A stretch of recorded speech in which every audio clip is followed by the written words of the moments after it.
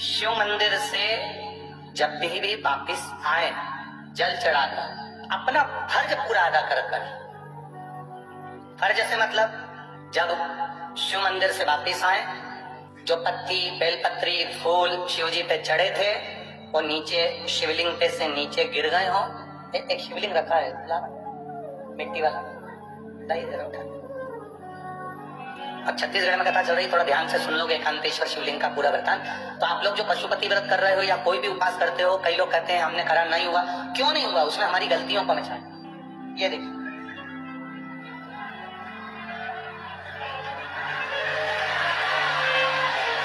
अब जैसे ये शिवलिंग रखा है, आपने जल चढ़ाया, अब जल आप यहाँ से चढ़ा रहे हो तो धीरे धीरे धीरे धीरे चढ़ाए जिससे छींटे बाहर ना, यहाँ तक छींटे रहे ना, जलाधारी तक चलेगा, बाहर ना दो। और एक बात का स्मरण रहे, यदि बेलपत्री फूल पत्ती जल चढ़ाने के बाद ये सब अगर नीचे गिर जाए, जलाधारी पर गिर गया या नीचे उतर गया, तुम्हारा पूरा जल चढ़ जाए, तुम्हारे पास में चंदन नहीं है, अबीर नहीं है, गुलाल नहीं है, कुछ भी नहीं हो, तो भी अपने हाथ में 3 उंगलियों से रेखा 3 खींचकर और फिर जो माला आदि भगवान की रखी थी उसी से भगवान का वापिस पूरा श्रृंगार कर कर फिर वापिस आइए, भगवान को पूर्ण श्रृंगार,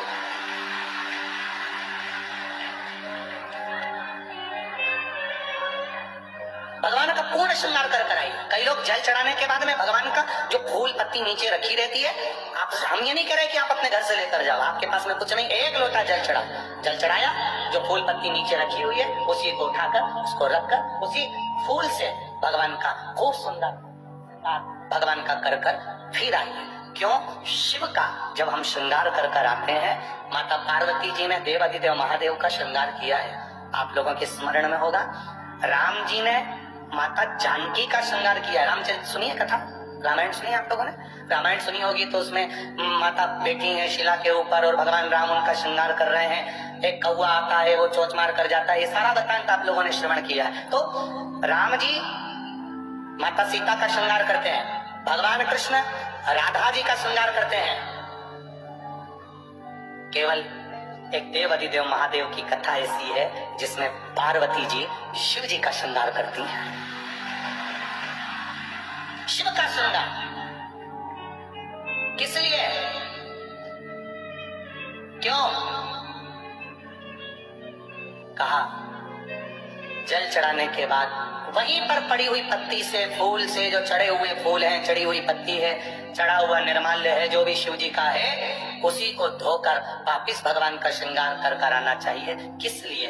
कि हे भोलेनाथ, जब मैं इस संसार सागर से जाऊं, अखंड सुहाग लेकर पूरी श्रृंगार कर कर इस धाम से जाऊं, ऐसी कृपा जो पढ़ाओ, जो चंदन नहीं है, हाथ से चंदन का स्मरण होना चाहिए, नहीं है हमारे पास लगाने को रोली मोली चंदन, जो भी आपके पास में अबीर गुलाल नहीं, अपने मन का गुलाल लगाइए, अपने मन का हृदय से दिल से रिझाने का प्रयास, ले जाओ, ले जाओ, दिल से चढ़ा, और जब भाव से दिल से आप आनंद के साथ देवाधिदेव महादेव का आप पूजन करो, उसमें गलती ना हो, गलती। देखिए पितरों की 3 बेटियों को श्राप लग गया। श्राप क्या लगा? तुम्हें पृथ्वी पर जाना पड़ेगा, मृत्यु लोक में जाना पड़ेगा, और तुम्हें मृत्यु लोक में जन्म लेना पड़ेगा, मृत्यु लोक में जाना पड़ेगा और तुम्हें जन्म लेना पड़ेगा। दुख आ गया पितरों की बेटियां, इन्होंने पूछा हमारा भी कल्याण हो और पितृलोक में जितने पितर आए उनका भी कल्याण हो।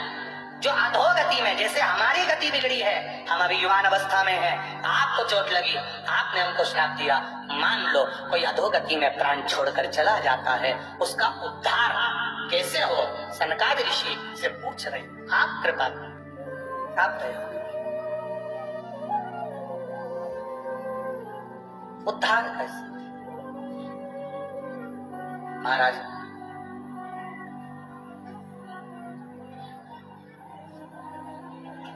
7 स्थान शिवलिंग के बताए हैं जहां पर फूल से भी अगर कोई चंदन की उंगलियां लगा देता है।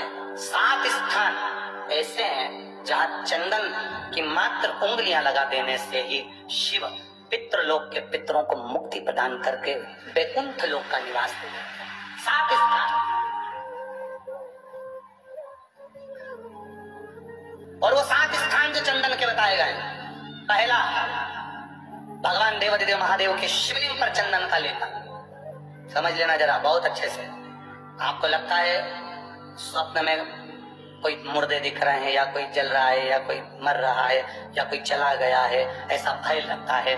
बच्चों को मानी भेजूंगी ऐसा हो जाएगा, पति को मानी भेजूंगी ऐसा हो जाएगा, कोई हमारे कोई गलत तो नहीं कर रहा है, आपको लगता है। 7 स्थान चंदन के बताए महाराज। पहला शिवलिंग, दूसरा जहां गणेश जी का स्थान है, मालूम है ना सबको, जम के बोलो जरा, मालूम है ना सबको, जहां गणेश जी का स्थान है वहां अलग से गणेश जी बैठे, वहां नहीं। शिवलिंग में जलाधारी के ठीक सामने राइट में गणेश, लेफ्ट में कार्तिकेय, बीच में अशोक सुंदरी। तो पहला चंदन बाबा के शिवलिंग पर, दूसरा गणेश जी पर चंदन की उंगली, तीसरा षडानंद कार्तिकेय पर चंदन की उंगली, चौथा अशोक सुंदरी पर चंदन की उंगली, पांचवा जलाधारी पर चंदन की उंगली, छठा जो शिवलिंग का जल बह रहा है इसके ठीक विपरीत की ओर चंदन की उंगली, और 7वां चंदन नंदी के मस्तक के ऊपर जो 2 सींग लगे रहते हैं उस पर चंदन की उंगली। ये कब लगाई जाती है? या तो अमावस्या के दिन। आपको लगता है कि हमारे पूर्वजों का उद्धार नहीं हुआ, हमारे पूर्वजों का कल्याण नहीं हुआ, कहीं अधोगति में कोई चला गया है, उसका बस एक बार, रोज नहीं जरूरत है, प्रतिदिन जरूरत ही नहीं, महीने में एक बार अगर अमावस्या के दिन भी आपने चंदन के थोड़ा सा चंदन अगर मेरे देवाधिदेव महादेव को 7 स्थान पर समर्पित किया है। अशोक यहाँ पर वर्णन कर रही है, मैना धन्य और कला की कथा कह रही है। तीनों ने सनकादि ऋषियों से मांगा। चंदन भगवान को अति प्रिय होता है, और चंदन ही एक ऐसा होता है जो पितरों को भी प्रिय होता है, जिसका स्पर्श मात्र लगने से पूर्वजों का कल्याण हो जाता है, वो चंदन। 7 स्थान चंदन के है, 7 स्थान। एक चंदन शमी पत्र के बहुत पत्र हैं आज, बहुत, और सब पत्र बहुत सुंदर सुंदर आए। अब किसका पढ़े किसका ना पढ़े, बाबा की ऐसी कृपा है।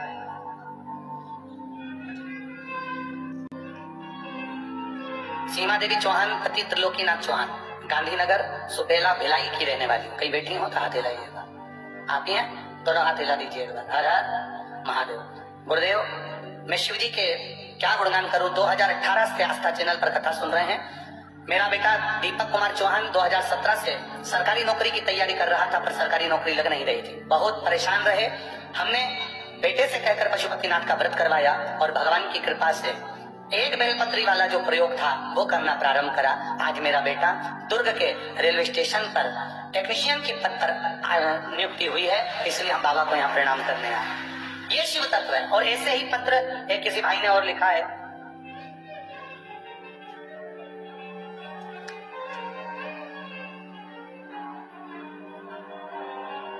दीपक कुमार जी साहू, ग्राम केंद्री अभनपुर, रामपुर, छत्तीसगढ़। कहीं बैठे हो तो हाथ हिलाइएगा।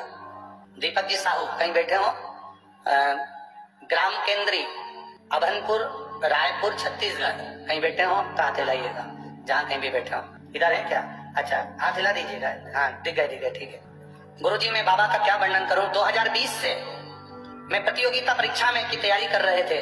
कभी दशमलव से, कभी 1 अंक से, कभी 2 अंक से रह जाते थे। बड़ी तकलीफ हुई।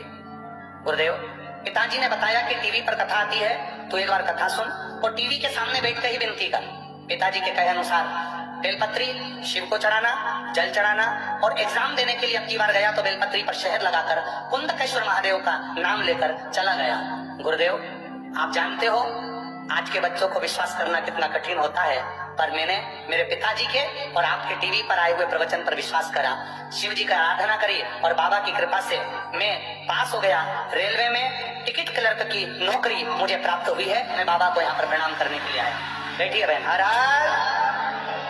शिव तत्व है ही है, उसका भजन, उसका स्मरण खाली नहीं था।